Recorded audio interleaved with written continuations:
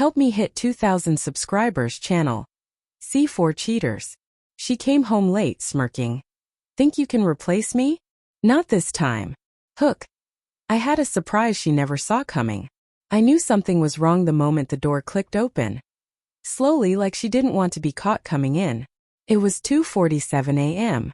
The clock glowed in the dark room like an accusation. I didn't move. I just listened to her heels tapping lightly across the wooden floor, each step echoing the dread already sinking into my stomach. She thought I was sleeping. She thought I didn't know. But I knew. God, I'd known for weeks. Long night. I asked as I switched on the lamp. She jumped, her smirk freezing the moment she saw me sitting upright, eyes bloodshot, shirt still on, the TV remote untouched beside me. For a moment she looked guilty, just a flicker, before she tilted her chin up and forced a half-smile. What, waiting up like some paranoid parent? She said, dropping her purse onto the couch. Relax, Daniel. I told you I was out with the girls. The same girls who posted pictures from home by midnight? I asked, keeping my voice steady even though my insides were trembling. She paused. Just a second. But enough for me to see the truth she wasn't saying. Then she smirked. A slow, arrogant, cruel smirk. Think you can replace me? She said, walking past me toward the kitchen. Not this time, darling. I stared at her, wondering how she could still act so untouchable, so certain I'd never walk away no matter how many signs I saw. And maybe she was right before. But not tonight. Because tonight I had something she never expected. Something that would break the facade she'd been hiding behind. She poured herself water and leaned against the counter, pretending to be casual. You're being dramatic, Daniel. You always overthink everything. I stood, my legs stiff from hours of sitting there, replaying every moment of the past months like torture. I'm not overthinking, I said. I'm finally seeing clearly. Her eyes narrowed. What's that supposed to mean? I walked to the drawer, pulled out my phone and pressed play. The audio filled the room. Her voice. Her laugh. Her words. Breathy, intimate. Nothing a wife should whisper to another man. Her eyes widened. Her smirk evaporating like smoke. Where did you get that? She stammered. Your phone synced to the car while you were texting him last week. I didn't even mean to find it. It just played. I had heard everything. Every, I miss you. Every, he'll never suspect. Every lie. She looked like she'd been punched. Daniel, it's not. It's not what it sounds like. It's exactly what it sounds like, I said. Silence filled the kitchen. Heavy. Suffocating.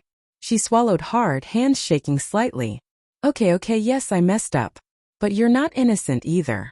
You've been distant, you've been. Don't, I interrupted.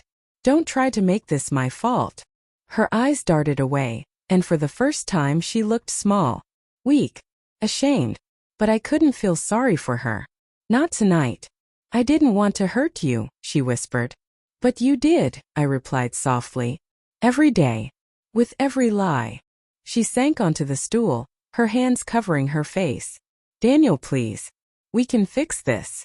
I looked at her, really looked at her, this woman I'd spent 6 years with. The woman I thought was my partner, my safe place. And all I felt was exhaustion. You came home tonight smirking, I said. Do you understand how much that hurt? You walked in here like I was stupid.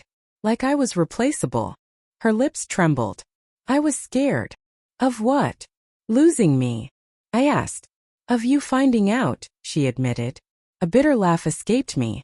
You were scared of the truth, not losing me. If you were scared of losing me, you wouldn't have cheated. Her shoulders deflated. For a long moment, neither of us spoke. Then I walked to the table and placed a small envelope in front of her. She hesitated before opening it. Inside was a printed page. A hotel invoice. 2 names. Hers and his. Her breath hitched. You, how long have you known? Long enough. She covered her mouth. Daniel. I'm so sorry. The thing about apologies is that they sound different when they come after someone gets caught. Softer. Hollow. Without weight. You know what hurts the most? I said quietly. I loved you. Fully. Completely. And you threw it away like it meant nothing. Her eyes filled with tears. It did mean something. It still does. No, I said. Not anymore. She stood suddenly, rushing toward me, grabbing my arm. Please. Don't leave me.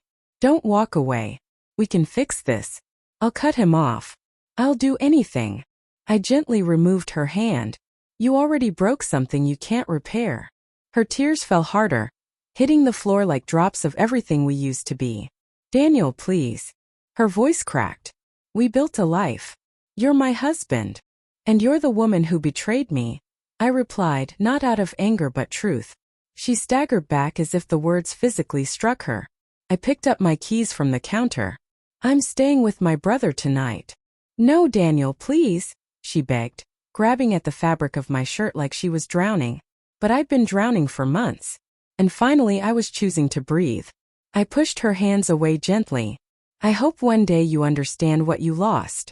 Her face crumpled completely, makeup streaking down her cheeks. You can't just walk out. I'm not walking out, I said. I'm walking away from the pain. I turned toward the door. She whispered, almost too softly to hear. Don't leave me alone. I paused, but only for a second.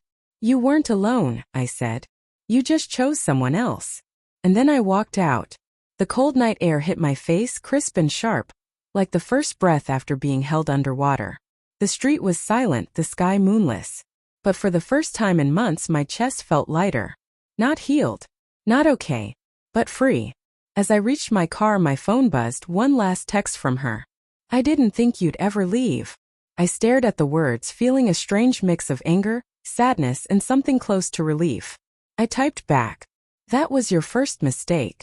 Then I started the engine and drove away, knowing this was the beginning of a new chapter. One where I wouldn't be the man begging to be chosen. I would choose myself.